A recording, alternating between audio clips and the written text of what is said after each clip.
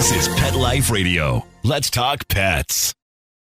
Is your pet stressed out? Does your pet need annual vaccines? Which pet is best for a child? Would you know if your dog was in pain? Pet Life Radio presents The Pet Doctor, where you'll learn everything about keeping your pet healthy and happy. From pet care, pet meds and grooming, to pet food, pet insurance, and dental care, this is the place to find out everything there is to know about pet wellness. Whether you have a dog, cat, reptile, or rabbit, you'll find answers for your pets straight from the vets, because it's your pet. Health matters. Please welcome your Pet Doctor host, veterinary media consultant and veterinarian, Dr. Bernadine Cruz.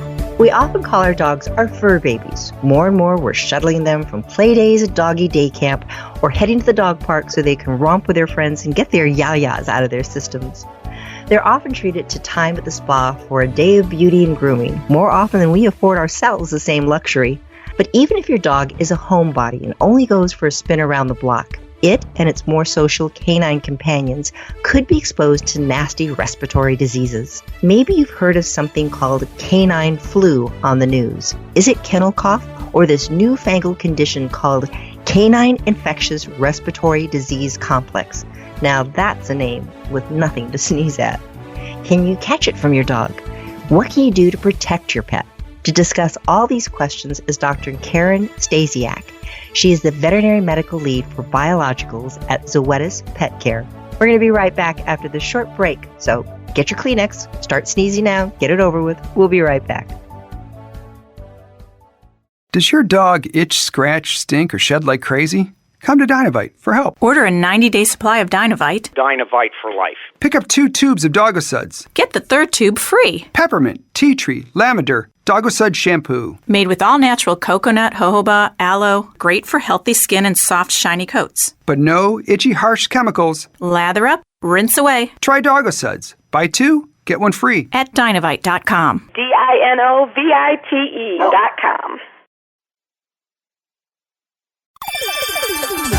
Let's Talk Pets on PetLifeRadio.com.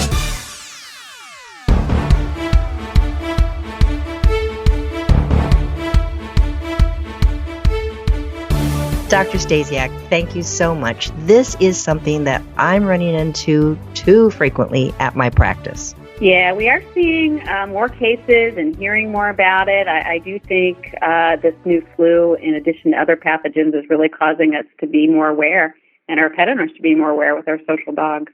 So as I was saying in the introduction, sometimes veterinary terminology can be really confusing.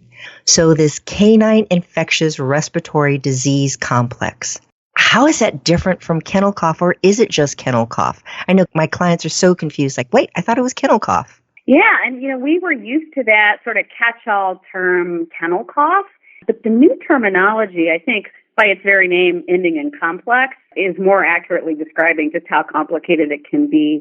It's not just in dogs that go to the kennel, so I think changing the name is helpful because some people think, well, I don't kennel my dog, therefore my dog is not at risk. And so this more, sort of longer name really describing the multiple pathogens that can cause dogs to have respiratory infections, whether it's bacteria or viruses, and certainly the host test factors. Some dogs have better immune system than others. Some dogs have chronic illness that makes them more susceptible to respiratory infections. So I think the name all day long is kind of capturing what exactly it is. It's complicated. So a dog just doesn't need to be kenneled, because oftentimes people say, well, my dog hasn't been in the kennel. So how could it possibly have contracted this disease? So it doesn't go to doggy day camp. It doesn't go to the beauty shop. It's just a dog that walks the neighborhood and maybe just in a condo situation out to the common greens and back into the home again. What level of risk is there for each of these different types of social dogs? Yeah, we think of the dogs that go to daycare and grooming. They're around other dogs. They're obviously at high risk, but because dogs can be most contagious before they show symptoms, they will be able to come into contact with dogs that don't necessarily look sick. And so that can set them up for picking up an infection when you least expect it. Certainly, we know these pathogens can live in the environment. So walking down the street, getting in a service elevator, drinking out of a community water bowl somewhere, or even dogs that make noses across the fence line have been able to transmit some of these respiratory pathogens. So even if your dog's just a backyard guy, if his neighbor's dogs get out and about, dogs can really be at risk for this. Wow. So they can go nose to nose, they can slurp out of that water bottle, they can be in an elevator where another dog had been. Are these various viruses what makes up the whole complex? Maybe I should back up. So this canine infectious respiratory disease complex, what makes up that complex? So there are several different bacteria pathogens. Probably the one people most think of is Bordetella. That's the typical kennel cough as previously described. But there are some other bacteria such as Mycoplasma or Streptococcus zoo that can cause bad respiratory infections. And in the virus family, we've got 2 different kinds of influenza, distemper, parainfluenza, and some other less common coronaviruses and just a whole variety, actually. The list can go on for quite a ways. And, really we've got vaccines for some of these. And the idea is that if you protect dogs for, the diseases for which we have vaccines, they'll be less likely to get ill if they come into contact with a virus that we don't have a vaccine for, a bacteria that we don't have a vaccine to prevent, sort of prevent that complex co-infection, if you will. I mean, it's always so scary when you're just taking your dog to day camp. And if I always tell people, it's somewhat like having a really healthy child and it's been at home with you and now it's going to daycare because you're going to be going back to work, whatever. And if you have a sick child, you're not going to want to take it to daycare because you don't want other children to get sick. But you were mentioning that oftentimes these pets will come in contact with a pet who is actually ill, shedding the virus, but they don't look ill. I'd love to have you elaborate on that one. Yeah, that's, when I would have, when I was in practice, would have, my clients tell me, I'll just keep my dog away from sick dogs. It doesn't really work that way because whether it's bacteria or the viruses, they will be shedding most of those pathogens before they show any clinical signs. And, a few days later, after your dog is either been where that dog has been, whether it's in the pet store, walk down the street, or, at the kennel, they can pick up this pathogen and then start showing clinical signs themselves. So it's tricky, and I don't know that a lot of pet owners know the risks. I mean, who could blame them, right? You assume if you stay away from sick people, you're going to not get sick. And so, of course, I think they think the same for their dogs. And you were mentioning the signs. So if you have a pet that is showing these, can you differentiate what may be causing your dog's respiratory signs just from the signs that you're seeing? So is one more prone to having sneezing, one more prone to having goopy eyes, one more prone to having a cough, depending on what the cause is? All of the pathogens present clinically very similar.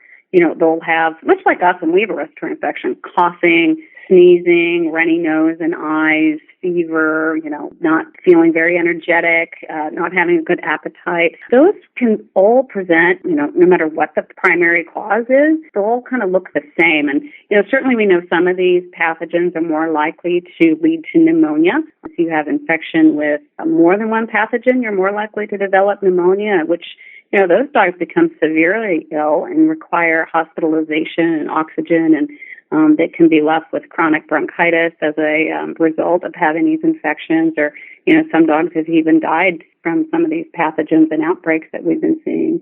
You mentioned outbreaks, and I find it fascinating that you look and you can have parts of the United States that seem to be totally free from the canine infectious respiratory disease complex, and some that is just a hotbed. What makes a difference? I think unpredictable movement of dogs contributes to that. We know that there are rescue groups that will move dogs around the country. They'll import dogs from flu-endemic countries, and so we do see little hot spots that pop up with mobile dog populations. But I also think, there are a lot of veterinarians that don't necessarily test. So, when you ask them, are you seeing coughing dogs? They say yes, but they're not going through and actually testing to see what is causing this uptick in coughing dogs. And so it's not making the media. Nobody hears about it unless you just are traveling around and talking to veterinarians. I think we see coughing dogs all over. It's just a matter of who's testing and reporting it. When you have a client that comes in and, I tell them, oh, yes, I believe your dog could have canine influenza or could have one of these other respiratory diseases. I would like to go ahead and test your pet. Is it going to make a difference on how you're going to treat it? Probably not. And it's hard to get that next step for them to say, yes, I want to know, I want to help my other canine friends, where I take my dog to the dog park. How do I get over that hurdle of we need to know? Yeah, and I think that you're absolutely right. For the individual dog in that moment, do you need to know, or are you going to treat them all the same? I think testing dogs when they're not responding to your treatment, when they're not getting any better, may help you decide as a veterinarian that you're going to change your treatment or to know how long to keep them, isolated from other dogs. But, more thinking about a broader population of dogs, I think when you vaccinate dogs well and you start seeing illness in vaccinated dogs, that's really when we need to be testing and doing more, trying to figure out what the pathogen is, because we might find that we have a new pathogen, just like we did with canine influenza back in 2015. It was, well-vaccinated dogs were getting sick, and nobody knew why. It was because, we didn't have a vaccine for that pathogen. So I think so long as dogs are well-vaccinated, if those are dogs getting sick, or they're presenting more ill with pneumonia-type symptoms, or they're just not responding as you would expect, those are probably the dogs that really need to be tested. Mildly ill dogs that are probably going to get better, I don't know if I would test them necessarily unless I just thought I was seeing a large number of those dogs, and therefore maybe it's a new pathogen of some kind. So, Dr. Stasiak, you mentioned that oftentimes you have a dog who is shedding these viruses, bacteria, etc., and they look healthy. So how am I supposed to know, or is it easy to elucidate which of these pathogens is causing the problems? Who do I test? When do I test them? Yeah, I think if you have, dogs presenting to the hospital with, clinical signs of a respiratory infection, or coughing or sneezing at nasal discharge, they don't feel good, the earlier you can test them, the better. So signs, I say less than 4 days, somewhere certainly less than 7 days is the optimal time if you're going to try to figure out what the primary cause is. And, most doctors are sending what's called a PCR swab. That's just looking for the genetic material of the bacteria or the virus, and it's just a nasal swab or some kind of combination between a nasal, ocular, and a throat swab to send that off. But, some dogs carry, these organisms in their nose, and they're not sick. And, so you can get false positives from those. Dogs that get intranasal vaccines, you can see those organisms positive for a while post-vaccination. So it starts to get tricky. Dogs with pneumonia, when you're looking more at a culture to try and figure out what bacteria it is to choose the right antibiotics, those are going to be for your sicker dogs. But chest x-rays, looking for pneumonia, those are some of the other tests that, veterinarian may want to do depending on how sick your dog is. It can just be so devastating for these people who are coming in with a pet that, 2 days ago seemed fine and now is just sneezing, coughing. You can tell that everyone's having a hard time in the family because usually there's these large bags underneath the owner's eyes going, nobody's getting sleep. We need to do something about this. I'm chatting right now with Dr. Karen Stasiak. She is the Veterinary Medical Lead for Biologicals at Zoetis Petcare. We're going to be right back after this short break and talk about ways that you can help protect your pet. Well, first we're going to treat your pet and then protect it so it never happens. We'll be right back. Please have a seat in the waiting room. The doctor will be with you shortly, right after these messages.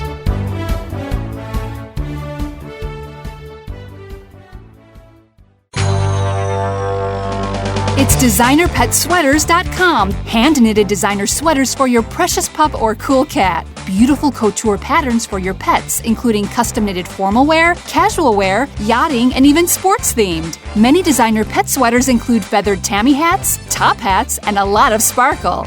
Each sweater includes leg loops, front paw sleeves, and leash opening. Visit designerpetsweaters.com to order your four-legged fashions today. Your pets will stay warm for the winter and be runway ready. Large or small, we fit them all. designerpetsweaters.com. Let's talk pets. Let's talk pets On Pet Life Radio. Pet Life Radio. PetLifeRadio.com. Welcome back to the Pet Doctor on Pet Life Radio. The doctor is in, and we'll see you now. Dr. Stasiak, it just seems so frustrating for pet owners to try to do the best.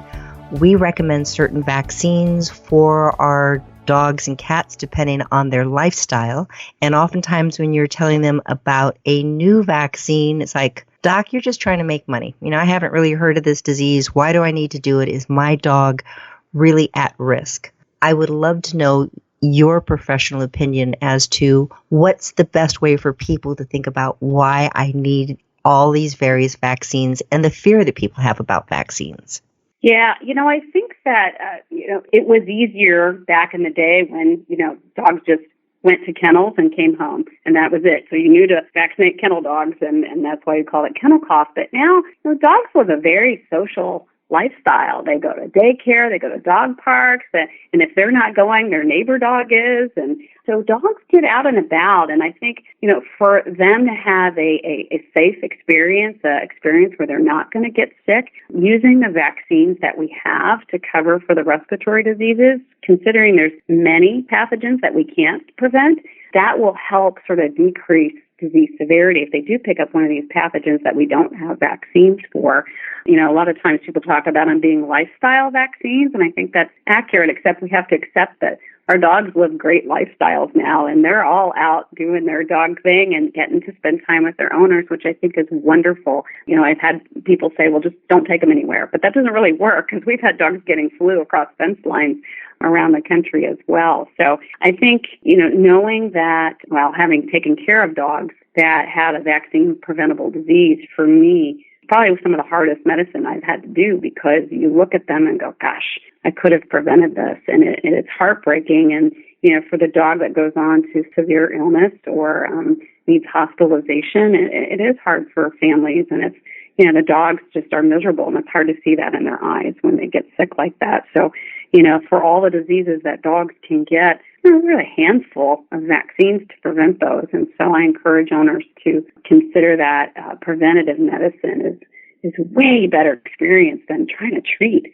a dog once they're sick.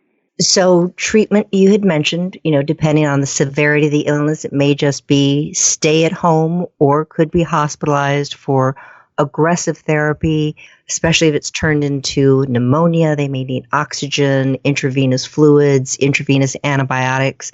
And as you said, some dogs do succumb to these diseases.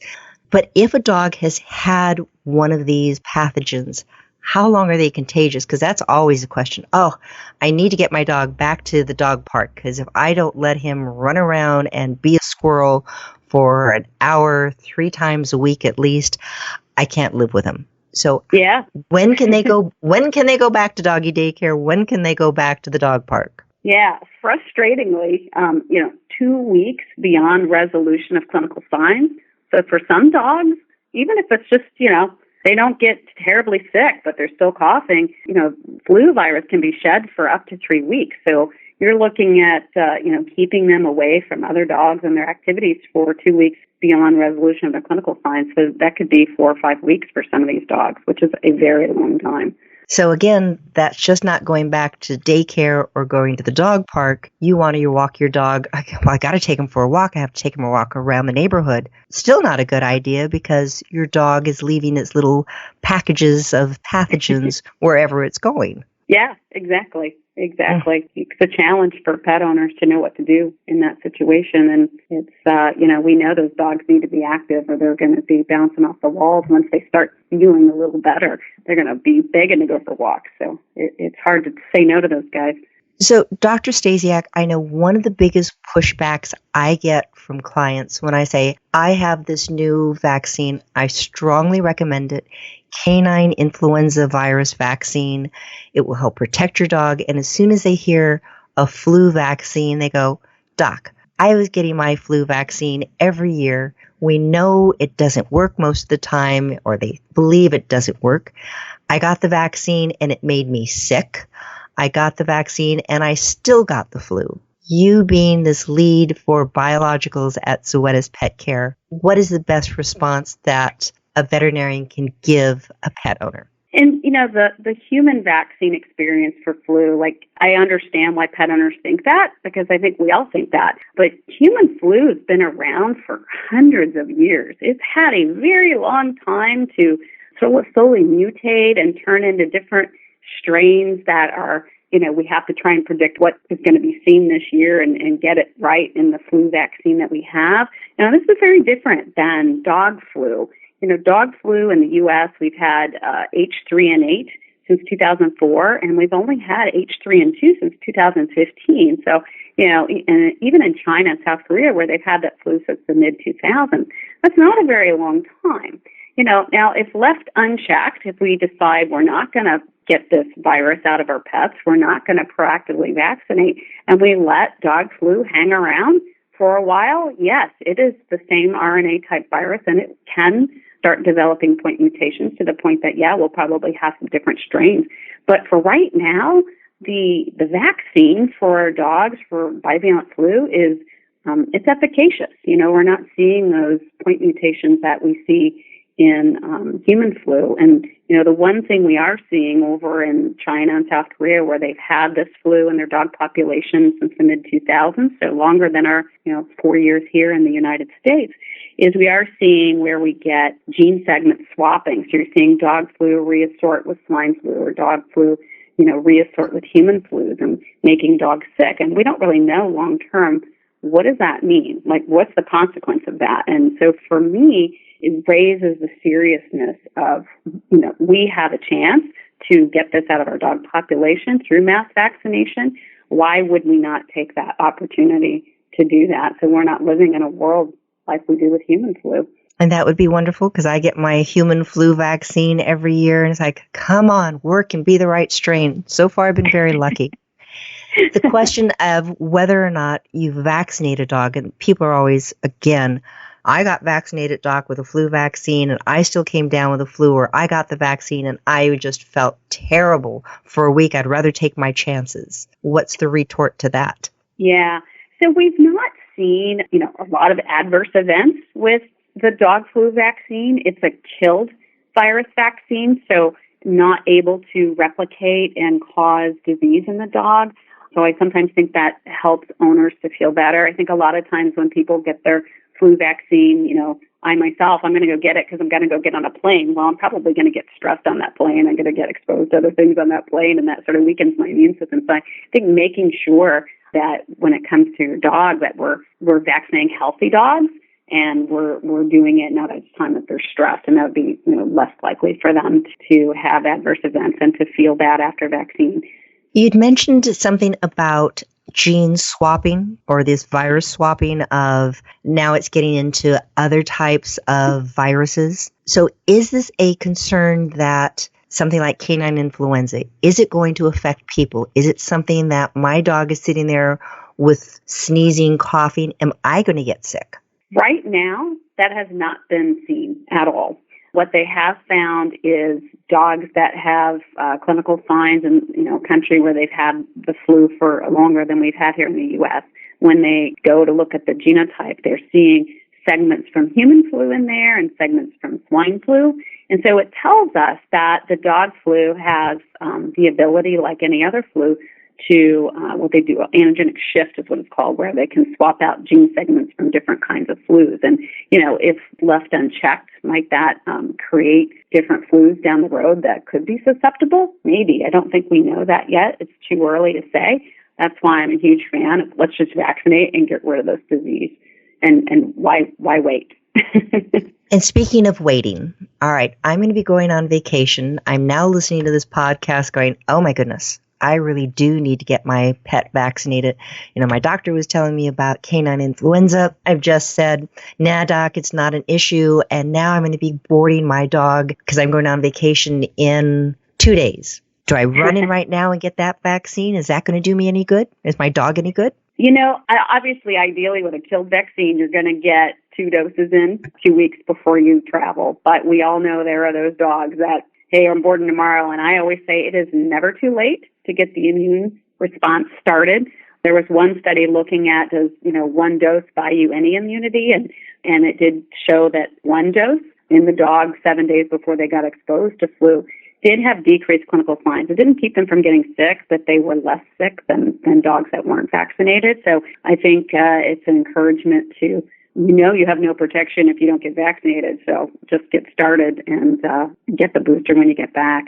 Dr. Stasiak, I was reading that the World Health Organization is listing in the top 10 threats for global health in 2019 of vaccine hesitancy. So I know people have such concerns about vaccines causing diseases. There was this movement that it was causing autism, and I've had actually people come in going, I don't want to vaccinate my dog with anything it doesn't absolutely need because I'm afraid of autism in my dog. It's like, I don't think I've ever seen autism in a dog, but I understand their concerns. So a company such as Zoetis, how they approach this, and what is the message that you want my podcast listeners to know? Sure. Certainly it is a concern, whether it's people thinking about vaccinating their kids or their dogs, and really the recognition that vaccination is one of the safest forms and most cost-effective forms of medicine that we can deliver, and recognizing that, we're also facing a world of antibiotic resistance. So I'm going to let my dog get sick and then I'm going to have to be using antibiotics. I think for some people that is a reason enough that they would rather use the vaccine over risking getting a disease. And then certainly, getting those diseases, dogs, there's opportunity for wildlife vectors, for diseases like distemper that are going to be in the environment everywhere the dog is. And, making sure that we protect them from these severe diseases that can be fatal for them. The safety of the vaccines, we monitor that, and we know that they're safe and efficacious. And I just remind people of that. I know it's scary. I get it. It's scary when people are making decisions about vaccines for their kids or their pets. But having seen dogs die of these diseases is much scarier than the vaccine. And so I just encourage people to trust that pharmaceutical companies, Zoetis, that we have looked at this and we feel the vaccines are very safe and efficacious. I think that another major concern they have is, all right, maybe it's safe, but in the reception area right now, there's this Great Dane that's going to be getting the influenza vaccine, and I have my little poodlette in my lap who's all of 7 pounds, and you're telling me it's getting the same vaccine and the same amount of vaccine? That just doesn't compute. Why do we give the same amount to that 110-pound dog versus the dog that weighs less than 10 pounds? Yeah. So unlike, medications that we dose by weight, and certainly those guys would get different doses because of how medications are absorbed and delivered to the body, we know for an immune response, which is what you're trying to trigger, it takes a certain amount of showing the immune system that antigen to have it make the B cells, which are going to make the antibodies and make memory cells so you can respond to later on if you get exposed to that disease, so you have that memory response. That is all works the same. The immune system, it only takes a certain amount of antigen to trigger it, and it doesn't matter what size, whether you're big or little, because the Great Dane people aren't worried that we're underdosing them. True. Because we know what that amount takes to trigger that immune system, and that's what we put in there. So, Dr. Stasiak, great information. Any last parting words of wisdom that you want my listeners to know? I really appreciate the opportunity to talk with you about these common diseases that dogs can get.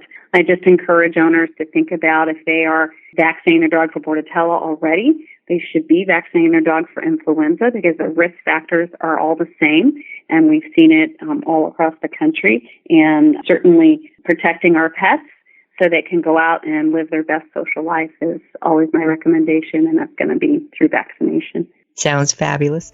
I've had the pleasure of speaking with Dr. Karen Stasiak. She is the Veterinary Medical Lead for Biologicals at Zoetis Petcare. Hopefully you've learned a lot, and if your pet's not vaccinated for canine influenza or these other vaccines, please talk to your veterinarian, see what's most appropriate for your pet. Get it done now because you want your pet to be healthy. And to be healthy, please tune in again next week. We'll give you more information on how you can be that best possible pet owner. Thanks for listening. Take care. Pets can be a wonderful addition to your life because they're a member of the family. Keeping them healthy and happy is important. Pet Life Radio presents The Pet Doctor with veterinary media consultant and veterinarian Dr. Bernadine Cruz. Whether you have a dog, cat, reptile, or rabbit, you'll find answers for your pets straight from the vets. The Pet Doctor, on demand every week, only on PetLifeRadio.com.